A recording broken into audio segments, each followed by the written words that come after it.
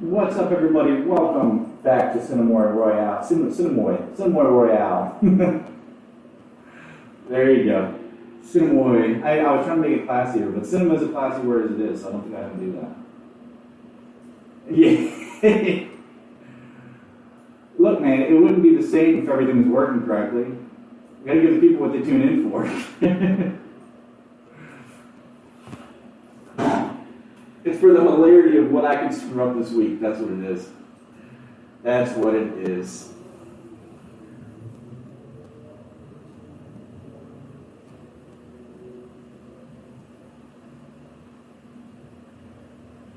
Yeah. And it looks like I'm getting word that we are able to be heard. So that's good. Yeah. Hey, it couldn't have been worse. At least that happened on our 30-minute show and not the week before on our important show that was about real stuff. And of course,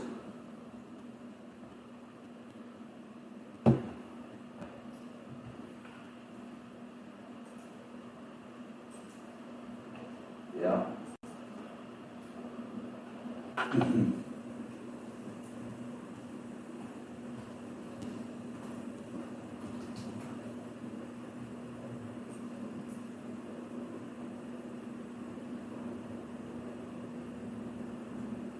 Oh yeah, yeah. And listen, on the docket for the day, we have Irresistible, Eurovision, which I'm just going to call Eurovision, by the way. Sorry to the people at Netflix. I'm not going to say that whole title.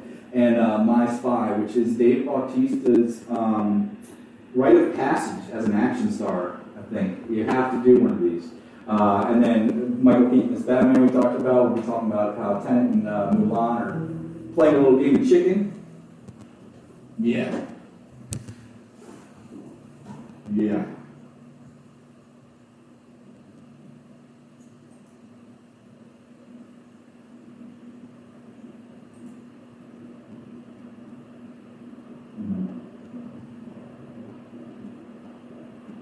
Right.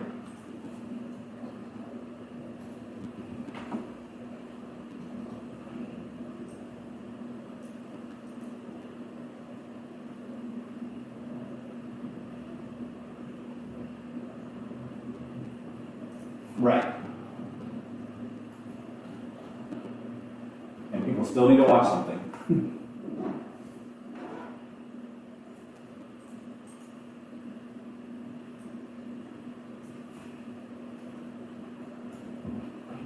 You got 2 major releases.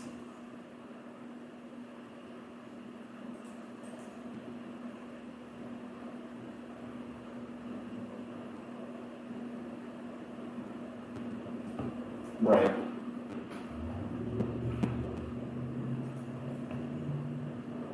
Mm-hmm.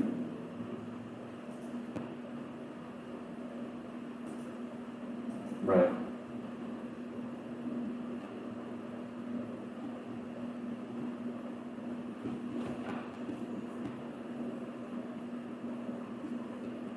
Yeah, I mean, there's been a lot of crap.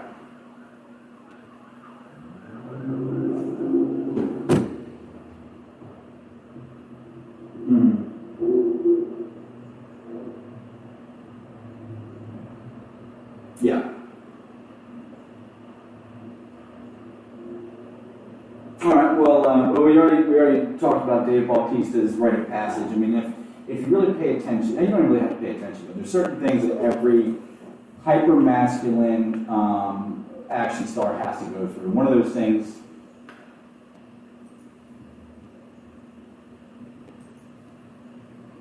But you can even go back into the 80s guys, and a lot of the 80s guys did something like this, whether, it wasn't, this exact mix is very relative to the last 20 years, but that softening movie, the movie you to soften your image a little bit for some reason, you have everybody from the well-known ones like The Pacifier or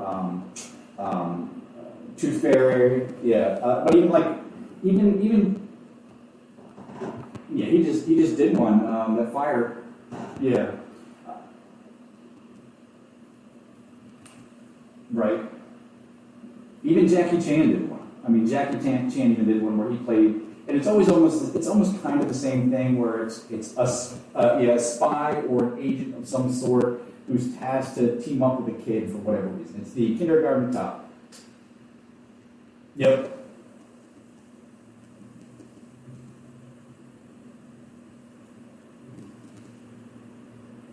Mm-hmm.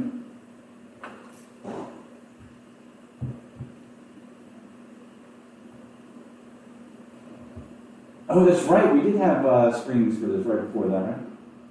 Mm-hmm. Hmm.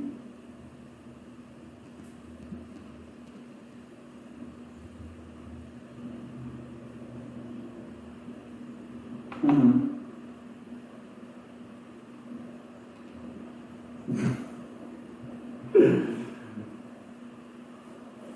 Sonic the Hedgehog is going to win Best Picture, and My Spy will be the last movie you saw in theaters.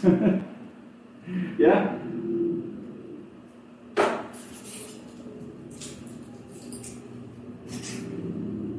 Mm-hmm. Right.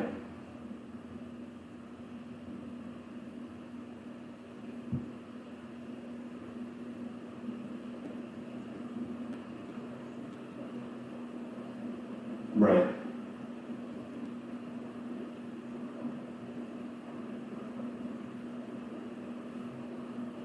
Mm-hmm.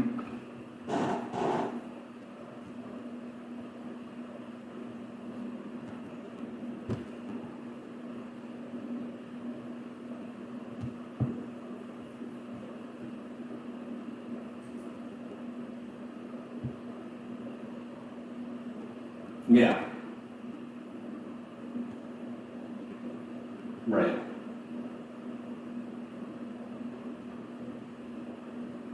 It's got to be crushing. I mean, if you think about it as a kid, like imagine if Christmas were next week and then someone was like, no, Christmas is going to be in March this year. And now we're going to do Christmas in August. And then maybe Christmas after summer. I mean, that's going to be what it's like.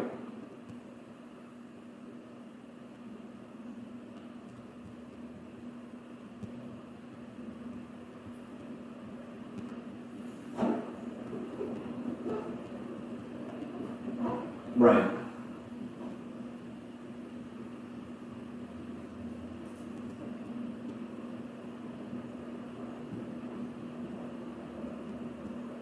Mm-hmm. Mm-hmm.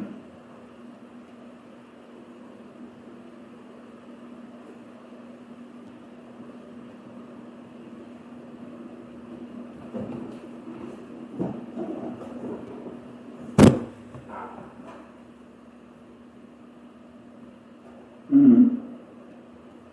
Yeah.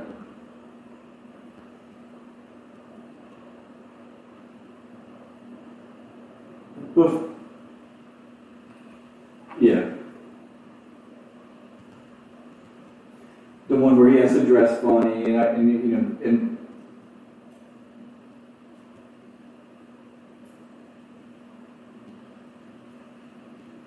it's in the execution.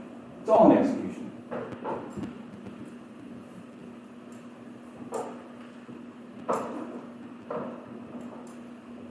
Mm-hmm.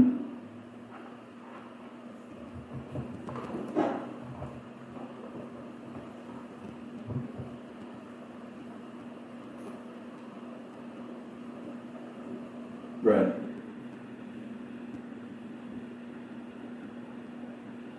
Yeah.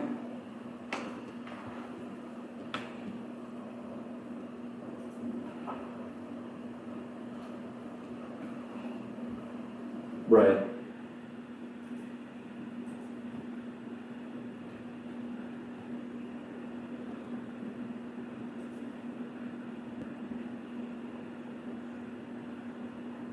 Mm-hmm. Or something like that, yeah.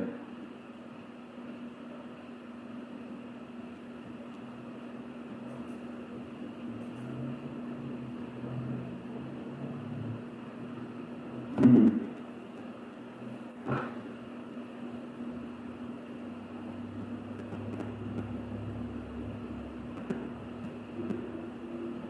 Yeah.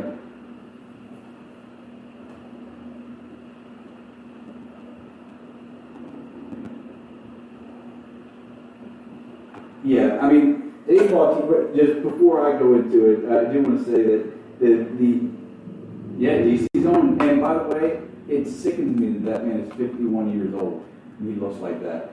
I just feel bad on myself, but it gives me hope because that means I still have like 13 years to achieve that, which is never going to happen. But My Spy, if you put it up against all those movies, what is your gold standard, action star teen with little kid movie?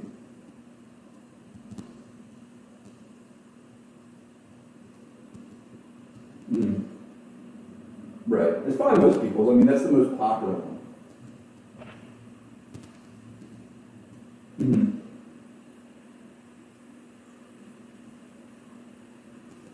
Oh, that's a.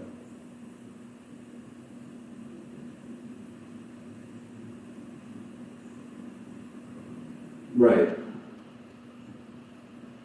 Oh yeah, Dabney Coleman treaded in that territory a lot. Like Short Time.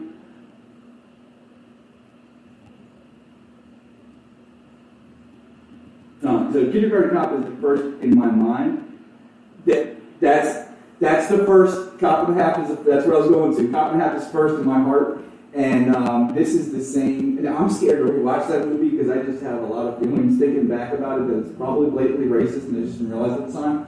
But My Spy is closest to that. It's about the kid who wants to do the thing and is actually good at the thing and blackmails their way into the thing, and I really appreciate that. But I mean, the biggest surprise is not just how enjoyable it is, but that Dave Bautista continues to impress. I mean, coming out, I would have bet any amount of money that he would go the way of, I'm blanking on his name, that UFC fighter with cauliflower ears in the Expendables. The UFC fighter, he was in the Expendables, cauliflower ear really bad. Yeah, Randy Couture. I would have bet money that Dave Bautista was going to go the career route of Randy Couture, just based on what I knew from wrestling and brief things about him. He's a quieter guy. He's more reserved. He looks like a huge brute. He doesn't have like that cover model quality that The Rock does, where you can kind of buy him either way. But damn, this dude is excelling. Oh, for sure. I mean, just judging a book by its cover, I would have thought that's where he's going. But this guy, and you nailed why when you give him your review, is that he has done a lot of those smaller movies. He is one of these guys. If you line them all up, Mark Wahlberg, The Rock, just all the main action stars. You line them up. He is the one that cares about the craft the most. And that sounds pretentious to say, but you can tell that he's acting because he likes acting, and it comes through in what he's doing. And he's able to get a lot of charisma and a lot of charm out of that. I mean, Drax is it could have easily been a throwaway background character in not just Guardians, but Avengers, Endgame. And he ended up having one of the funniest parts in the whole movie that people still talk about.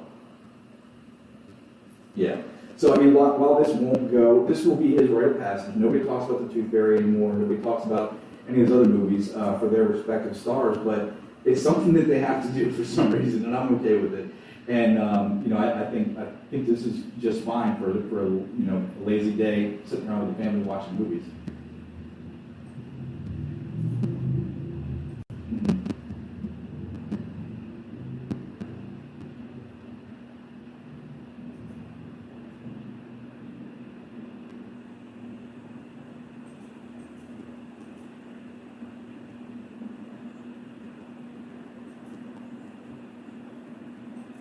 Right.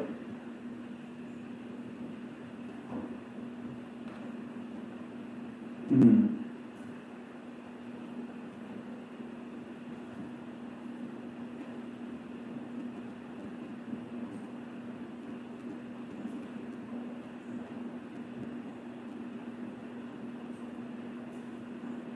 Right. Mm-hmm.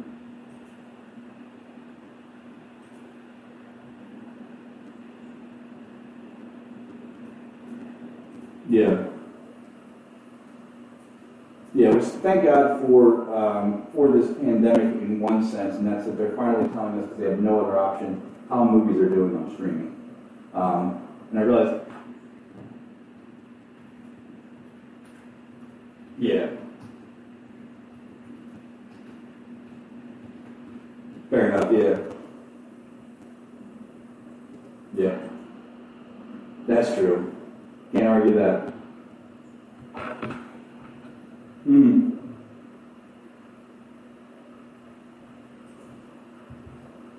Yeah, so I just want to take 1 second here because we got a little notice about our audio.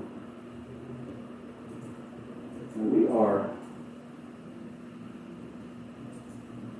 So it looks like our audio issues have come back. They can hear me, but not you. What the? Yeah, that was by design. You know, I just wanted to do that. Give me 1 second. That was a really good review, too. Motherfucker. I can hear you just fine. Okay. You can hear me, but that's really weird that you can hear me, but no one else can. Well, see, the way OBS works, and I think they can hear us now. I'm going to pull it back up and see. The way OBS works is that they're not hearing from your microphone or my microphone. They're by design, you know. I just wanted to do that. Give me 1 second. What happened? I really wish I could see. Here we go. You can hear me, but that's really weird that you can. All right, we are now good. So for some reason, the desktop audio from our streaming software stopped going through. So I'm guessing you guys just heard me for a little while and not Travis. I do apologize for that. That's a shame. I just gave the greatest review of My Spy ever, and now no one's ever heard it. No one's heard it, which is a damn shame. I am sick and tired of these goddamn technical difficulties, man. Why is this so difficult? I'm getting really frustrated here. I don't know. I'm putting all my faith in you. You're supposed to know this stuff. I do, and every time something goes wrong, I don't know it, but I'm trying, I guess. It's supposed to just work. If it's not one thing, it's It's supposed to just work. Like you just turn it on. Yeah, pretty much. Pretty much. You just bring that down a little bit. I mean, for those who I guess didn't hear it, yeah, we gave My Spy a positive review, largely because of Dave Bautista, and we talked about how further along he is than a lot of the other guys, big action stars who take on roles like this. We feel like he's better at showing his vulnerable and sensitive side, which he does in this movie. I really like Chloe Coleman as his co-star as well. She's really, really good. It's not going to change the world or anything, but it's a fun film, especially for families that are stuck indoors right now. It's worth Jeremy, but no one else. So I would definitely say go and check out My Spy if you can. Yeah. So for the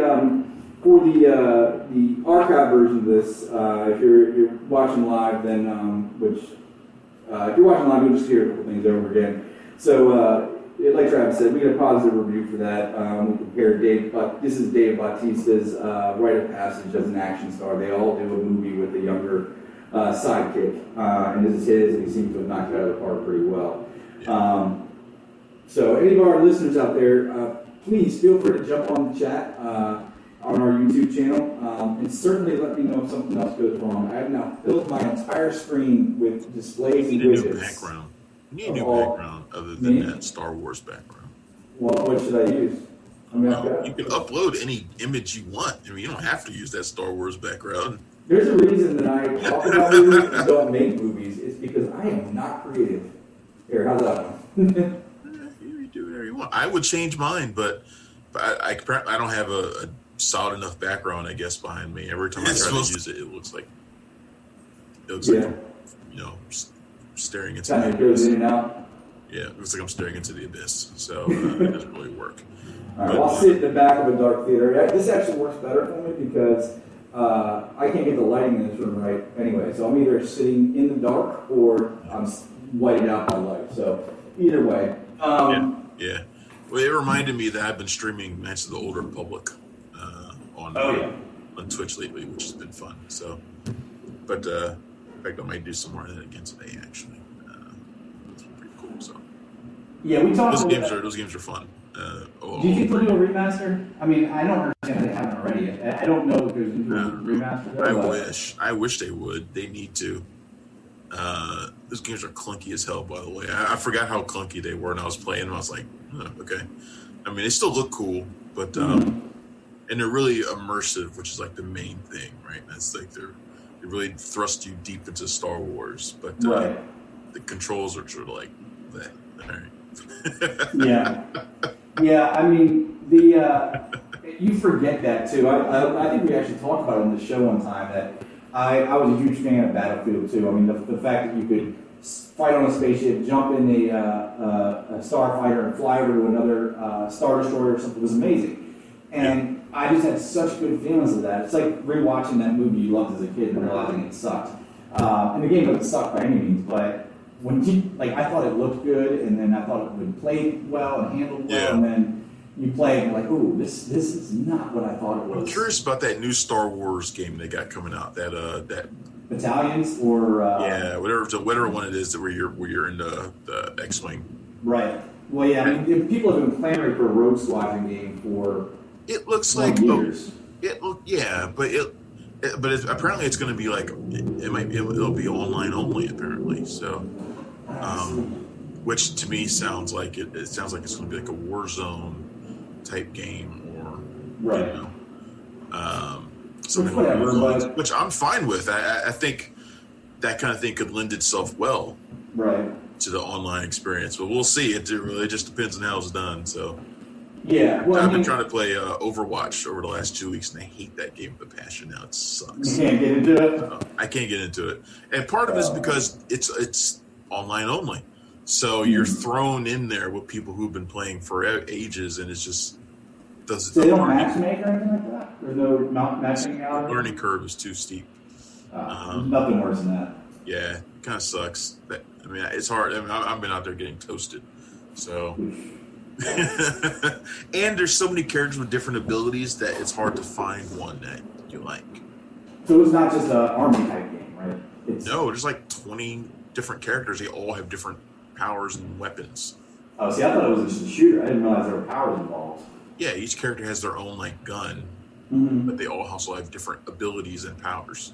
So it's really hard to figure out which character you like because there's just too many variations. Right. So I don't know. I'm not feeling it. I've been playing more Halo, so that's fine with me. Never anything wrong with playing Halo. Oh man, nope. Halo 2 was my jam. But you need to get on there so we can play teams. On Halo? Yeah. I don't have a Master Chief Collection. I guess I could definitely get it.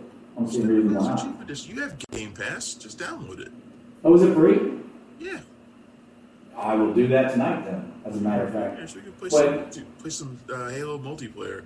While we're in the video game world, and specifically Star Wars, the good news that came out this past week was that EA, who it was announced, or rather rumored, that they might be giving away the Star Wars license that they have, or letting go of, rather, has come out and said they're not only keeping it, but they're doubling down on the content creation. I don't know. I'm waiting for the good news part. Look, EA. I knew as soon as you said good news, and then you said EA, my nose went. Yeah. I don't buy it already. Those things don't go together.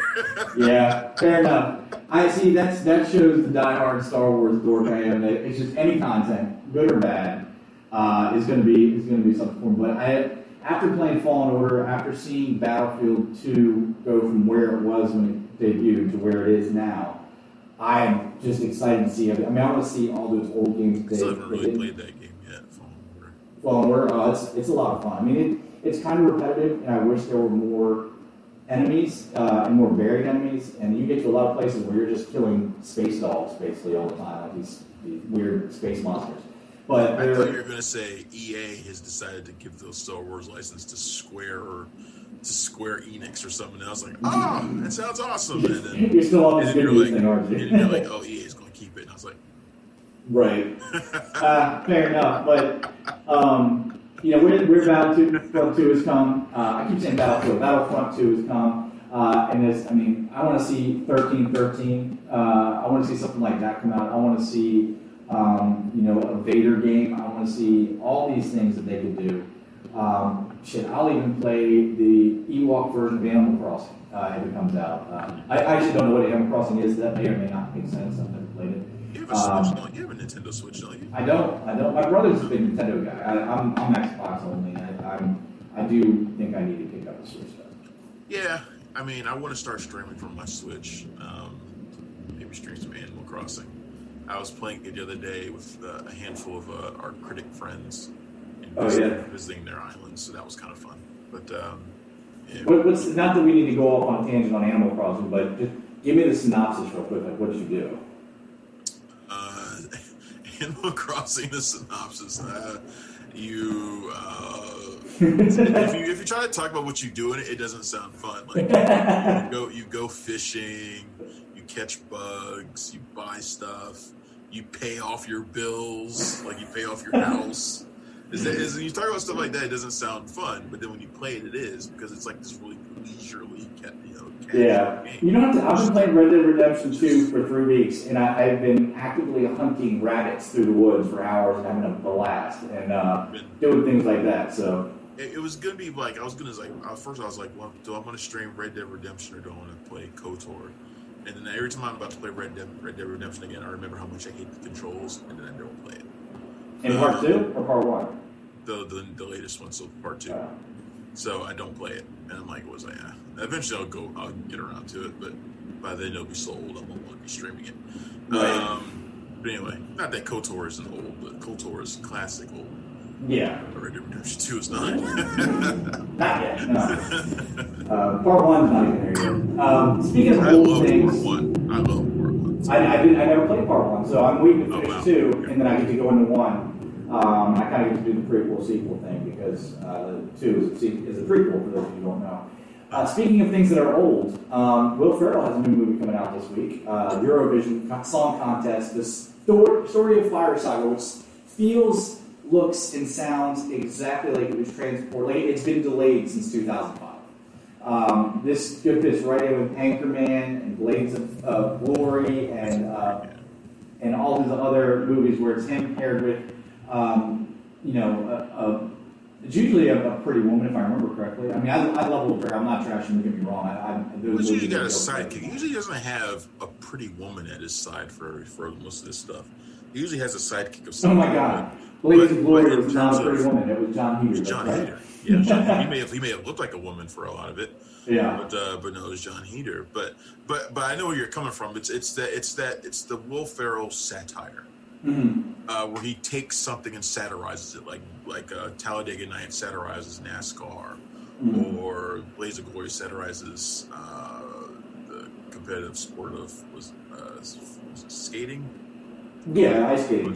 Ice skating, or semi-pro satirizes all-star basketball. Yeah, ABA basketball in the 70s. Right. So I mean, it was those, or God, it was that awful soccer movie he did. I don't remember what it was. Oh. Running Scared? Kicking and Screaming. Kicking and Screaming, yeah, right. Stuff. But it's that Will Ferrell satirizing, Anchorman satirizes the news reporters of the 70s. Right. And it's in that mode. Eurovision is definitely in that mode. It's satirizing the Eurovision Song Contest, which is a real thing. That's what surprised me the most. Yeah, have you ever seen it? Because it's every year. It's every year except for this year. It got canceled because the world is canceled right now. But it's a singing competition, it's like the International American Idol, except some of the competitors are really far out, like dressed like demons, or they're like rapping grannies and stuff like that. Like some of these countries don't send like the greatest people in the world. Right. But then every now and then you get ABBA or Celine Dion who've been in there and have broken through and really had careers. So it's ripe for satirization, which is what makes Eurovision Song Contest interesting, because I don't really feel like it satirizes Eurovision much at all. In fact, it seems like it's really kind of embracing it, and I'm pretty sure it's because the people from Eurovision actually were involved in this. So they didn't make fun of it the way they could have, right? There were a lot of opportunities they could have had to make fun of it, and they don't really do it. They make fun of Will Ferrell a lot in the movie. His character, who's a big doofus and got a big ego. Lars Eriksson. Right, Lars. And then Rachel McAdams' character, who's Rachel McAdams is, I mean, she's fucking brilliant in everything she does, and she's great in this as well. Yeah. And super sexy in this as well, by the way. But she's fantastic as his maybe sister, but probably not sister. Which is one of the jokes because one running gag in the movie I really liked. And it's even they even hint to it in her name, her full name, which is funny. Yeah. So, but the movie's funny. I enjoyed it overall. It's got some really funny songs in it, but I think it's better when it can lean into how ridiculous like song competitions in general are. Like when it can lean into that, and you have Ferrell in a giant hamster wheel or something on stage or something like that. That stuff's funny. But it gets better, I think, as it kind of transitions into following her character. It becomes more of an underdog story. And it becomes about her kind of moving out and standing on her own, because she's always been sort of like in Lars's spotlight. Right. I like it better when it starts to do that. But is it like a laugh out loud riot like maybe some Will Ferrell fans are expecting? I don't think so. It's a funny film, but it's definitely not among his funniest. Yeah, you're not going to see. I have this weird relationship with Will Ferrell where I am a laugh out loud fan of all his movies, but I didn't start out that way. Like, there's some movies that you'll watch the first time and go, man, this is so stupid, I'm never watching this again. And then you catch it on like TBS and you're like, oh, this is pretty good. And the next thing you know, you watch it 20 times and it's hilarious, you're laughing out loud and quoting it. That was Will Ferrell to me. Like, Anchorman, first time I saw it, I thought it was ridiculous. I did not think it was funny. And then it came on HBO that summer or something. I watched it again, and I just watched it so many times. And it's now one of like my most memorable comedies in my repertoire. And, I find that movie highly overrated. Yeah, and a lot of people do. And in fact, that whole period of time for Will Ferrell, that one that we were talking about, where he was making those movies like Blades of Glory and Anchorman, and Talladega Nights, I don't really like any of those movies that much. Like that phase of Will Ferrell was not what I liked. I didn't like any of that stuff. And like the one Will Ferrell movie from that period that I really liked was Old School. But if I watch it now, I don't think it's funny. So yeah, I'm sort of like hit or miss with Will Ferrell. Like he's not for everybody. I mean, his brand of humor is so in your face, and it's very almost one note. I want to say where he's always yelling for no reason, and he's just over the top in every single way, and he makes the kind of stupid joke like that's so to me it's funny because it's so obvious, or it's so stupid it's funny. It's not that it's so clever, it's just that it's so stupid. But he's always wrong with me. That might say something more about me than about him. But Eurovision, like you said, it looks like old Ferrell, it feels like old Ferrell. It just doesn't work like old Ferrell. And I think a lot of it has to do with what you mentioned, is that this is not Will Ferrell and Adam McKay going in and writing something to lampoon some segment of society or something. This is Will Ferrell working with Eurovision to make something. This is Will Ferrell and Andrew Steele. Andrew Steele is the guy who did The Spoils of Babylon with Will Ferrell. So it's that brand of humor. I think Andrew Steele may have done Casa de Mi Padre too. He did, another satirization of something that is very easy to satirize, which is Spanish telenovelas, right? Yeah. So their humor is different than the humor from back in those Anchorman days. Yeah, they're kind of having the same sort of goal, right? But the style of humor is different. And I don't know if I really dig the Will Ferrell, Andrew Steele brand of humor, because I thought Spoils of Babylon and its sequel were awful. I didn't think those were funny at all. Even Casa de Mi, Andrew Steele. Casa de Mi Padre I liked for a minute, and then I watched it again, I was like, this shit's funny. Yeah. I think I liked it more for Genesis Rodriguez than anything else, maybe. Understandable. Which, by the way, Demi Lovato is in Eurovision, for anybody that was interested. But she's blown to bits for most of it, so. She's in it. That's what matters. I'm a fan. Dan Stevens, by the way, Dan Stevens is really funny. Mm-hmm. Which is surprising. Yeah, it's really funny considering the sort of homoerotic vibes that his character is giving off, which could be problematic to some people. But his in fact his character probably more than any other feels like something from a different era. Yeah. Sort of over the top flamboyant guy who's probably gay but is like really in your face trying to be masculine. Like that's the character he's playing in this. And yeah, that character feels very old. But Dan Stevens is like you talked about with Bautista, he's so committed to it that it's kind of funny. Yeah. I mean, which might be some of the reason that he's not as funny, and this again is something that says more about me probably, but when you go back and watch those movies, Anchorman, Semi-Pro, that whole what do they call it, Frat Pack. The Frat Pack was the last of, let's kind of call it what it is, offensive comedy. They were making fun of LGBTQ groups. They were making fun of everything. There were a lot of date rapey type jokes and things like that people laughed at. Yeah. And whatever, people didn't. I don't want to say didn't know back then, but and that was a big part of what their humor was. So look, we weren't all woke at the same time. No, we weren't all woke. Period. So Now who knows how woke we'll be tomorrow? But the thing is, it's a different thing, and good for them for trying to come out. But that is one of the things that kind of is a holdover from that era. And Pierce Brosnan's in the movie, which I always love seeing Pierce Brosnan. Pierce Brosnan's interesting in this film because he's not in it a lot. He plays Will Ferrell's dad, and he's playing that role that you expect for these kinds of movies, which is the father who is ashamed of his son, doesn't support him in his dreams. Right. He's more humiliated by having anything else because they come from this small, Icelandic fishing village, and he's embarrassed by his son who goes to dress up in flamboyant clothes and be a singer.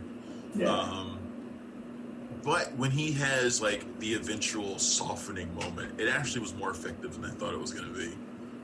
It actually really worked, and a lot of that is Brosnan, who was just good at selling that kind of thing. But the movie does a pretty good job of making you want to root for Lars and why can't I remember his sister's name?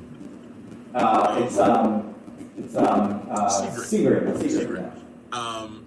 It really does make you want to root for them. Strangely enough. Yeah. So yeah, that part worked for me. Eurovision works for me overall. It's a funny film. It's just not, if you're going in there expecting it to be one of Will Ferrell's top flight comedies, I don't know if it reaches that level. I'm curious to see what it does for Netflix though, because I do feel like it has the potential to be a gigantic hit for them. Well, yeah, I mean, if you consider that the Adam Sandler movies, as hated as they might be by most people, are among, there's a reason he keeps getting these 5-picture deals with them and shit. I would be surprised if we see them strike another sort of deal like that with Ferrell.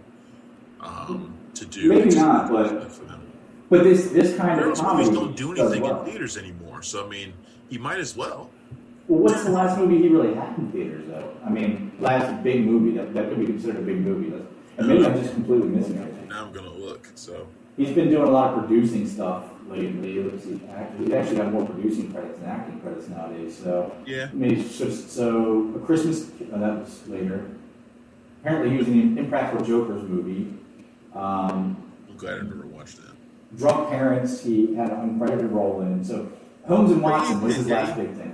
Well, I mean, he just did Downhill earlier this year. Oh, that's right. But that wasn't Downhill, big, was it? What? Do we call that big? Is that like a big wide release? Was that? Downhill was a big wide release. It didn't do anything, though. Yeah. Remember, I saw that at Sundance.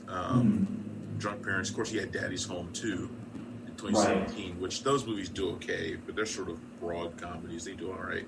Holmes and Watson, which did not do well. Disaster. It's a disaster not only at the box office, but just in general. Yeah. Oh, God. He had The House, which is one of the most unfunny movies I have ever seen in my life. Yeah, I don't even remember that. That was him and Amy Poehler. Remember? Where they had, the casino in their house. I don't. I'm got a total blank for that. Why am I not remembering remember it at all. No. It was just. Oh, I just pulled up the poster. Now I do remember, but I must have blacked it out. It was totally absent from my memory. It is one of the most unfunny movies I have ever seen in my life. It is awful. I remember sitting in the theater like, good God.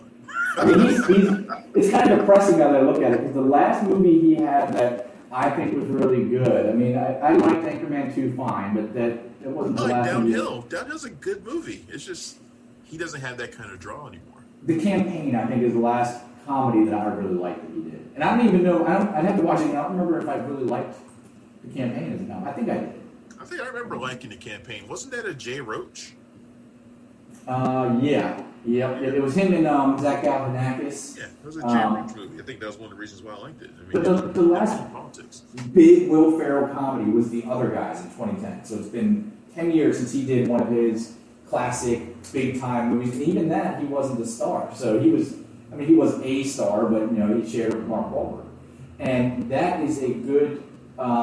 We have one more movie to review, but I can't pass this segue up because Michael Keaton was in The Other Guys with Will Ferrell and Mark Wahlberg, and he's apparently going to be in something else. What's the story there? Well, he's coming back as Batman. And that's confirmed. Right? So I look. Well, okay. We skipped past Irreversible. I mean, all right, we'll go back. I didn't want to pass this jump segue. past Irreversible. So remember that segue. We're going to do Irresistible and come back. Fine. Which is fine, because Irresistible, which you didn't see that, did you? I didn't, and I'm mad because I forgot Rose Byrne was in it. Rose Byrne, as usual, is great, but Irresistible's not great. And this is the sophomore feature from Jon Stewart. Remember, he did Rosewater a couple years ago as his debut.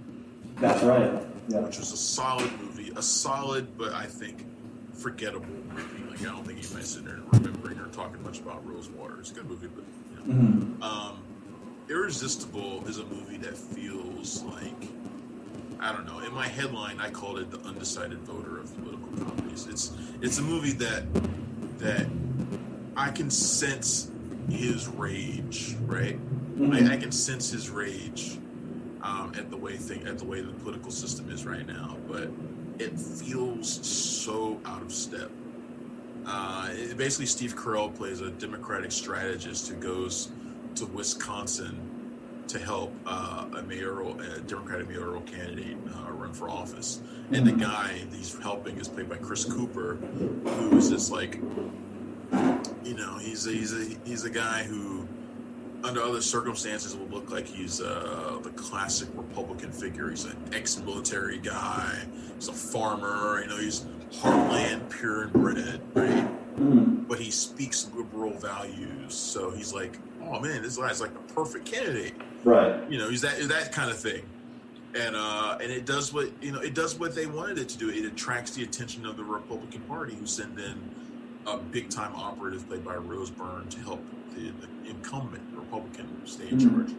And it's Jon Stewart expressing kind of showing his frustration at the system that is all about money and people selling out their values, in order to achieve success. And it's frustrating the control that outside factors have, including the media, in shaping our view of politics, and how it encourages us to take sides and kind of choose a side in various culture wars, big and small. And I get it. I'm frustrated by that too. But this movie Stewart goes so far out of his way to not offend anybody that he doesn't do anything. Like he doesn't tell anything. He doesn't cut into it. It's supposed to be satire. It doesn't cut into the meat of the problem, because he's just trying to be so far in the middle, and it's just so bland and so disappointing. And I expect more from Jon Stewart. I expected Jon Stewart, the guy who I attended that rally, that rally he did in DC with Stephen Colbert. I expect that guy who turned the Daily Show from a simple comedy show into a political force. Right. I expect that guy to do it. If he's going to do a movie like this, to be really hard hitting, and this movie is just blah and toothless and bleh. So do you think? Really sad. Do do you think it would have been better had he taken a side or just cut deeper on both sides? I would always rather somebody take a side. I always take a side. How do you do that though? In this case, when Yeah, what you're attacking is not the political parties themselves, but the whole idea behind it. Because let's be honest, they function the same way from a very top level, 50,000 foot view of the media and money and all that. So if he's talking about that process, I feel like talking about that. I haven't seen the movie, so I can't really say. But talking about the process by which we do this, which is similar on both sides. They do the same type of things, just different ways. You couldn't really pick a side and still land brilliant, because if you pick a side, you're talking about a side that does the same thing as the other one does. Does that make sense? I mean, how I'm saying that? Kind of. But I always would prefer somebody to take a side and express their true feelings. Right. Because that's the only way you can really dig into the problem. Right. You can't do that if you're trying to be safe. You can't do that. Yeah, safe is not good. I would like He's being safe in this entire movie. He doesn't want to offend anybody. which is Because so weird for him. the system that as it is benefits one side and hurts the other. And there's something that the other side might do that hurts the other, and it's just kind of it's sort of like the both sides do it thing, and it's just really bland. Right. And I'd rather Jon Stewart just take a side and be like, you know what, this side does this, and fuck that. That's bullshit. And I'd rather he just do that, because I know that's how he feels anyway.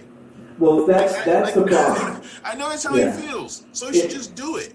He should just say it. With that knowledge in place. One of the things I like about these guys like Adam McKay and Jay Roach, who started out doing comedy and then started doing more political stuff, is they just say the thing. Right. They just say the thing. Yeah. And then if you don't like it, well, I mean, fucking tough. But they're not lying. They're just expressing their opinion. And I'd rather Stewart just do that. And I don't know why, of all the people, he's the one to not do it. He should have been the one to do it. Well, yeah, that's where I can agree with you, because when you bring up that point that it is Jon Stewart, and it's not like he's hidden his political beliefs. It's not like we don't know what he believes. So for him to come out and go right down the middle does seem off and weird. And it makes me wonder why he would do it. Now, if it was somebody he's trying to make a mainstream comedy. He's trying to make a movie that will get everybody in. But that seems to me that doesn't jive with him. That doesn't jive with him, because he's not money. He's always seen somebody that's going to be platform bound. Like, he's not. He cares more about what he's saying than money. Otherwise, he wouldn't have taken the risk on the Daily Show in the first place. But I mean, it just this is also a totally different career path for him too. I mean, and Rosewater was a movie that had some critical acclaim, but it wasn't the kind of movie that people were going to go pay to see. And now he's trying to make a movie that people will go pay to see. He's counting on the fact that his name, Jon Stewart, will get people who like him to already go see it. Now the point is to try to get the other people to go see it. But he's got to be smart enough to know that that's mutually assured destruction. He's got to be smart enough to know that if I do that, the people that like me are going to come see it and feel the way you do. He might be smart enough to know that when it comes to comedy on TV or comedy on the big screen. Mm-hmm. But like I said, being a director is a totally new thing for him still. This is a totally different arena. Yeah. And it's not just him. He's got studios to deal with and all sorts of other things. A movie is a whole different thing. Right. Right. So I want to see the Irresistible is, I'd say you can take it or you can probably leave it. Compared to the other two movies, it's definitely the least of the three. So. Yeah. I want to see the movie about the class aspect of all of it. Because you have, with Donald Trump obviously being the outlier, because nobody's going to be caught in an ice cream shop with him after his term's over. But you see like Hillary and Bush and all these people that are. He make a movie about that's expressing his anger over what we're in right now. That's what he should be doing. This Mr. Smith Goes to Washington style movie that he tried to make, this Capra-esque sort of thing, that everybody's the same and everybody agrees and everybody's okay as long as because we all want the same sort of thing type movie that he tried to make with this is not It's Right. not what I expected him, not what I want from him. But we only got a few minutes left, right? We Cool. only got a few minutes? Or we Yeah, I mean, I can run over a few just because we missed the first 10, 15 minutes. Okay, I don't so know let's what's going on with my so Zoom we here. definitely need to run over a few things. We definitely want to talk about the thing. Yes. And we did mention it, and we should definitely talk about it because this is like the big news of the week. So Michael Keaton is in talks to come back as Batman in Ezra Miller's The Flash movie. And when I posted about this on Punch Drunk Critics, you know, I was like, finally something that can turn this bullshit movie into something that people want to go see. Right. Because The Flash has been a movie that has been delayed and whatever for years now. Seeming more like it wasn't going to happen than it was going to happen. I mean, it's lost so many directors, so many writers. Yeah. It has so many issues. This is like that first concrete thing about that movie that makes people say, "Oh shit, okay." Michael Keaton coming back as Batman is big news, and he's apparently going to be coming back as an older Batman. The original Batman is what I've heard. Now let's clarify. He's coming back as Bruce Wayne, right? Come back as Bruce Wayne. He's come back as Bruce Wayne Batman. Older Batman, the original Batman, and he will wear the costume at some point. Okay, so that's the clarification that I was waiting He for. will So, yeah. wear the costume at some point, and I don't know how they're going to do this. Now they're saying that the Flash movie is going to be based on Flashpoint. That's storyline. Yeah, so I mean, it's going to be a lot of time stuff going on in this, most likely, alternate world stuff going on, maybe. But it seems like he's going to be, I mean, just Batman. I don't know how they're going to do it, but I want to see it. Well, here's the cool thing about all this, and you know, I'm probably pulling conspiracy threads at this point, but something really exciting and really groundbreaking happened last fall, and that was the Crisis on Infinite Earths in the Berlantiverse shows. And if you guys remember, who showed up in that but Ezra Miller's Flash? So that means that, obviously not the same universe, but the same multiverse that the movies appear in, the TV shows appear in too. And I think that they realized with all the press they got out of bringing back Tom Welling and bringing in Burt Ward and bringing in all these different people from all these different shows and all these different time periods, and really, you know, it hit all the right notes of nostalgia for people, and it made everything a little bit deeper. And I think this is just a no-brainer, and it solves all of their issues with continuity. It makes sense because they've already pretty much established that all these various Warner Brothers shows and movies exist in the same multiverse. Right? So, I mean, having him come back in terms of like storyline does not sound far-fetched. Right. It does not sound far-fetched. It's just the fact that he's doing it and it's him that's doing it that makes yeah, that's surprising, yeah. That's the part that's amazing. But in terms of them like coming back and be like and bringing back the original Batman from the Tim Burton movies and having him be a part of this one, it's pretty fantastic.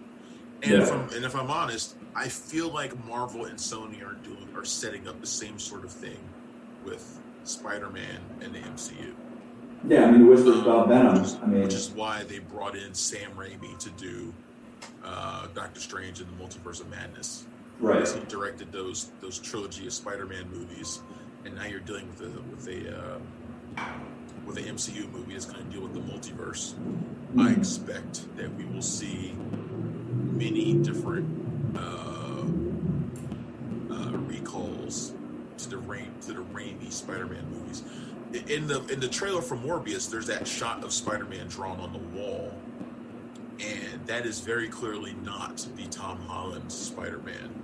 Right. That looks like the Sam Raimi Spider-Man. For sure. So I think they're both sides are doing something similar here. Yeah. And you know, I think one of the most major things that they've realized over the last 4 to 5 years with movies like Venom. My battery's about to die, so if you see me get out of the frame for a second, that's why. Oh yeah, no worries. With a movie like Venom, with you know, Morbius coming up with other things in there, what we've seen and what they've learned is that continuity it matters and it's important. You can't just break it for no reason.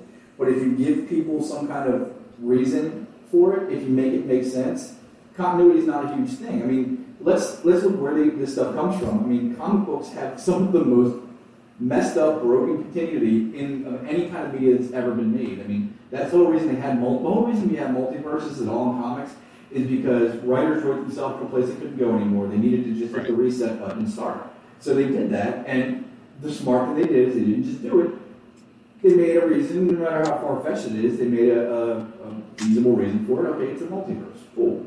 And we've gotten to a point, we're kind of hitting critical mass with the superhero movies, not with desire to watch them, but with where we can go, what we can do.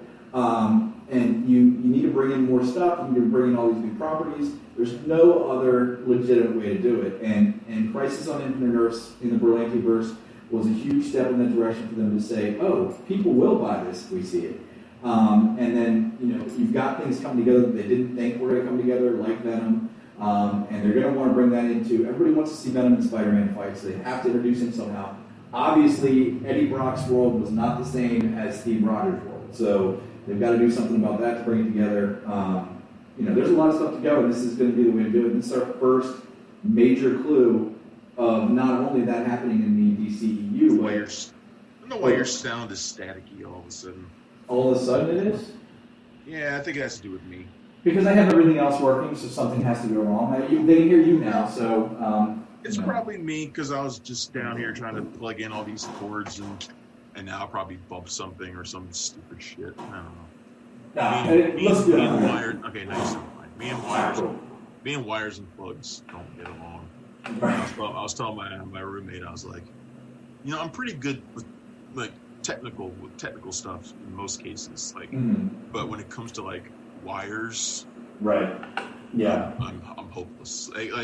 Just setting up a video game system, I'm hopeless. No, insert plug A in the slot B.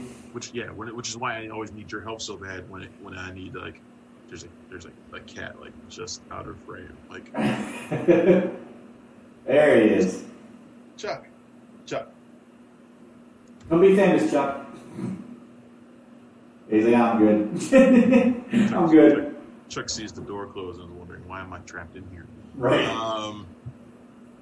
I'll open it in a second. Yeah. So anyway, but yeah, I always need your help with the streaming stuff because I'm hopeless when it comes to that stuff. Yeah. Other stuff, yeah, I'm okay. But yeah, okay, all right, I'm coming. So we were talking about the DCEU, but yeah, this is huge news. I mean, because the other thing that this will set up that we're not thinking of is there's a lot of people that were in older movies. When the Marvel movies got huge, it became okay for A-list actors to be in superhero movies. Now with Keaton coming back in this, it's going to become okay for people that used to play a role, or it brings another level of accessibility and to these actors. So and it pretty much confirms it's going to be Flashpoint. I mean, I don't see it. I mean, it might be a different version, the same way Civil War. It'll be a different version of Flashpoint, the same way the Flash TV show did a different version of Flashpoint. They all do different versions of it. But yeah, it's definitely going to be Flashpoint, and I'm really anxious because I have a feeling that Michael Keaton's Batman will be the only character we see return. You think Val Kilmer's going to come back? No, I don't.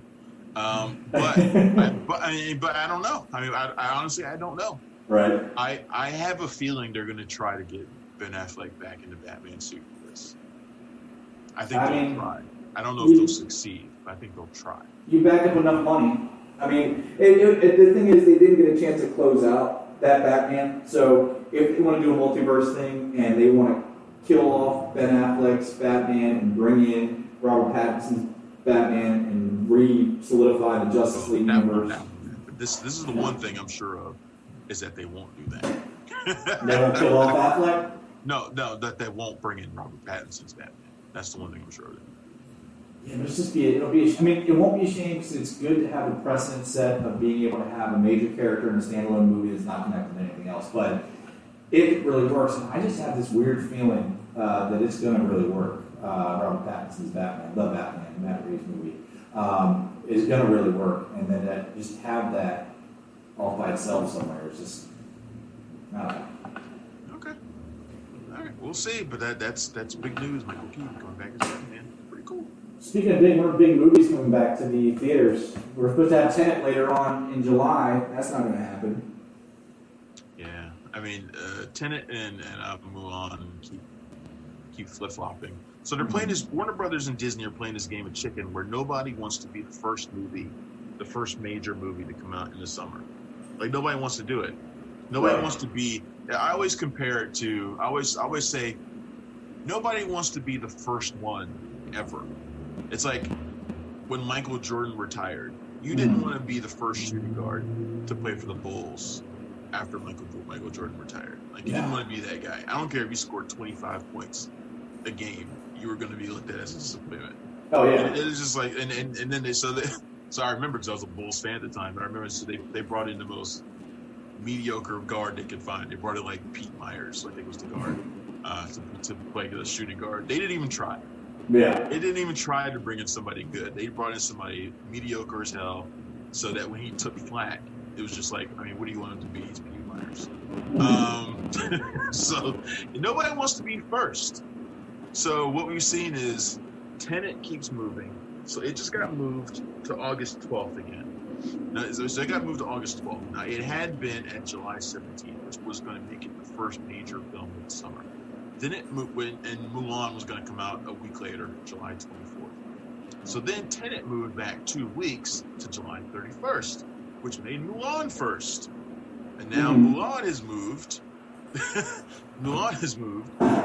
And Tenet has moved. They both moved again. So Tenet moved to August 12th. And then Mulan moved like right after that to like August 21st. So the theaters are opening already. What are they showing? They keep flip-flopping. They keep flip-flopping because nobody wants to be first. And they're just going to keep playing this stupid game of shoots and ladders until somebody just says, why don't you both just come out the same day and say screw it? Yeah. Well, let's ask. I'm going to ask you this real quick, and then we can wrap up and get out of here. But what do you think is? Because obviously we know why. Because they don't want the first one to come out and lose a shit ton of money because people aren't ready to come back. But what do you think is a better way to coach people back in the theaters? Not that that's a good thing to do, but let's just say that hypothetically that's what you need to do. Is it better to release more mid-level movies over a couple weekends to kind of slowly get everybody back, or do you release Avengers Endgame, bring everybody back one weekend? Right. That's a good question, and I don't know. What we're going to get is a couple of mid-level movies first. That's what we're going to get. Yeah, it's the safest way to do it. Broken Hearts Gallery, and I think Unhinged with Russell Crowe was still. Even though it's moved back as well, it's still going to come out ahead of these movies. Right. And we're going to get a couple of mid-level movies first, so we're going to see what actually happens. So I think in the case of like Broken Hearts Gallery, like it may actually do much better than it would have. Like it probably would have been completely swamped by the summer blockbuster season if it came out normally. Yeah. But now it might it'll be standing around on its own, so people might go see it. But the problem is, people aren't going to go to the movies right now. No. We're going to go to the movies right now. I don't care how much people reopen, and look, here in Virginia, they're opening up our restaurants on these places. You're gonna have some dunderheads who go up in them joints, but natural selection is what I say. I'm not going in there. Yeah. I'm not going anywhere near these places. Not when the world is still on fire and the spikes are getting worse. Yeah. I mean, the outbreaks aren't huge here in Virginia. We're sort of plateaued, I guess, at this point. That just means it hasn't been our time yet. That just means it's coming. I mean, until it's gone, I'm not going anywhere. Or until there's a vaccine. And I feel like most people feel that way. Most people are still too afraid to go out and do it. To go out. So it doesn't matter if you open. It doesn't matter if you open all the theaters. It doesn't matter if you open all the restaurants. People aren't going to go. Right. Well, the other major thing for movies like Tenet and Mulan, that let's say they pack each theater house when they open. Their guidelines still say social distancing, so a packed house is now a quarter of what it was before. Most of those places are only allowed to have 50% capacity. Yeah. So at best, you're making half of what you would have if you just waited a little longer.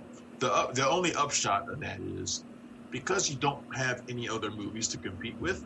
you can put them in every theater. Yeah. So you could play them all day.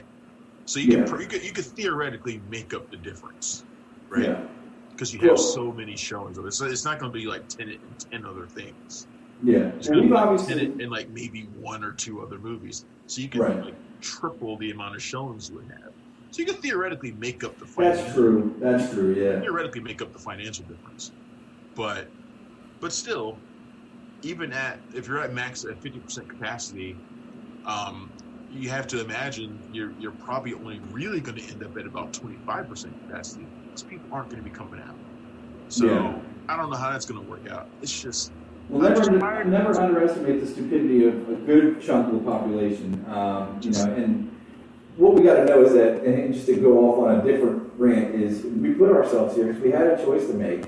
And, the government dropped the ball, sure, but we also make our own decisions, and people are making stupid decisions. We could have done one of 2 ways.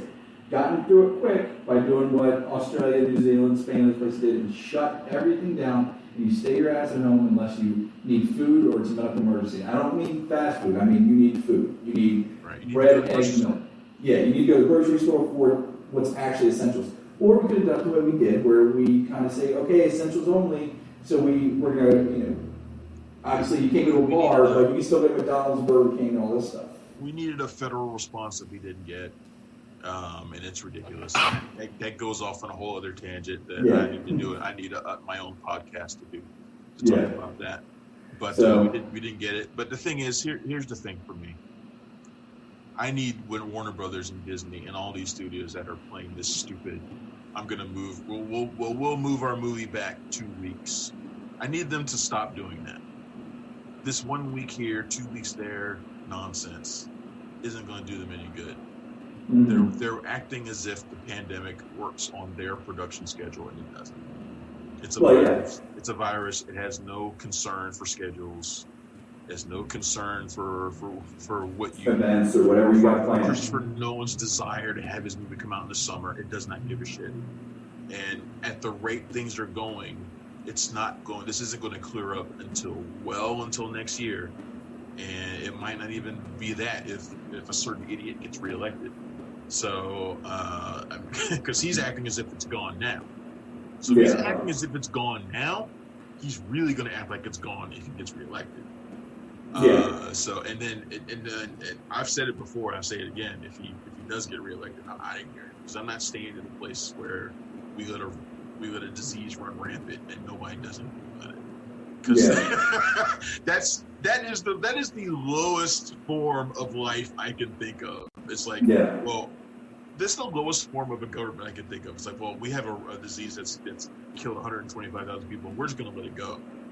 We're just gonna be like, you know what? Screw it. We're gonna let it go. I don't want to be part of that government. I don't want to be part of that country. I don't want to live there. Why would I want to do that? I love it here. I love this country. I love it. I mean, I believe everybody do, but that doesn't mean you have to agree with the government. You know what I mean? You love the country, you love the people. You don't have to love the government. Right. But the thing is, that's ridiculous, man.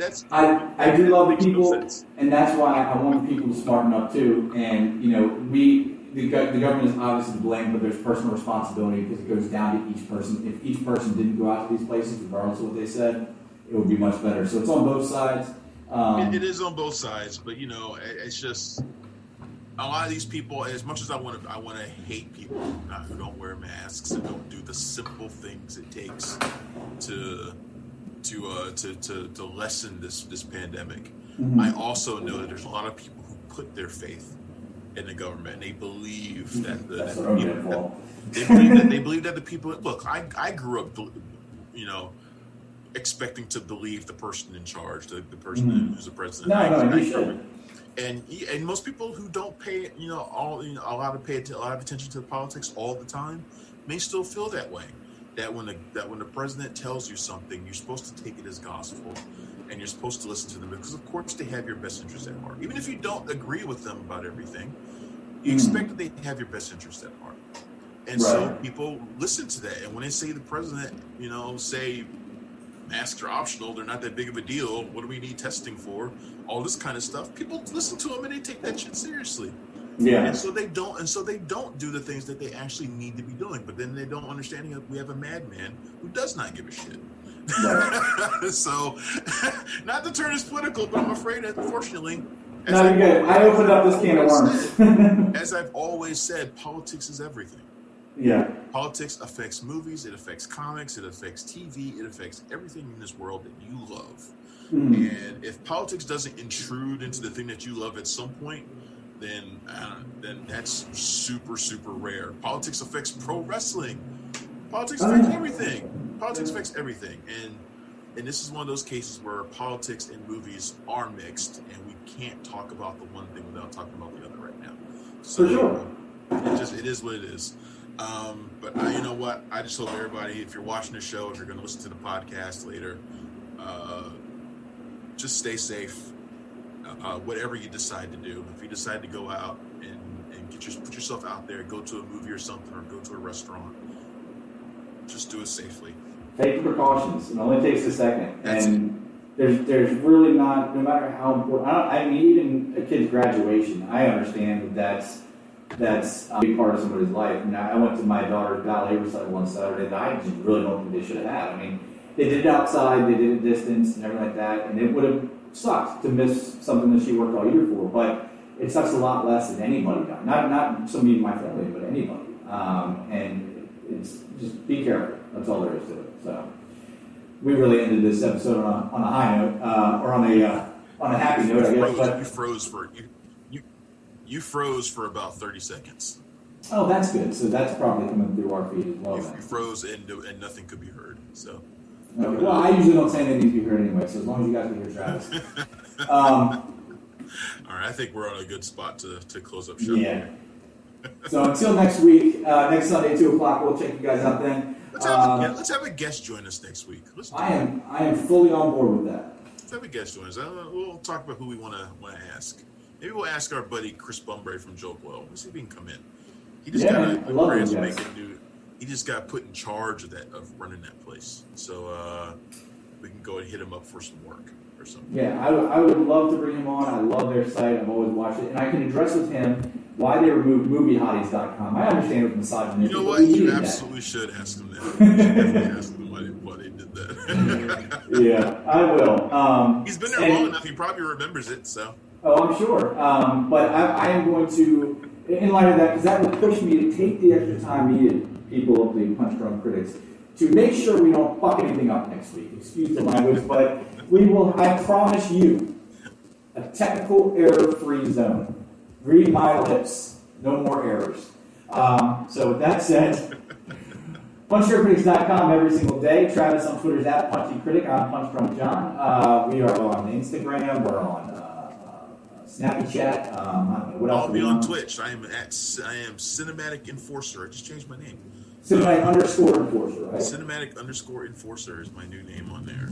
So yeah. So sign up there and keep your eyes on PunchDrunkCritics.com for a contest. If you can win something from us, follow Travis and supporting us in all our ventures. So until next week, remember, if you're watching this archive, make sure to check us out Sunday at 2:00. Join in the live chat. Let us know when we're stupid or when we're smart.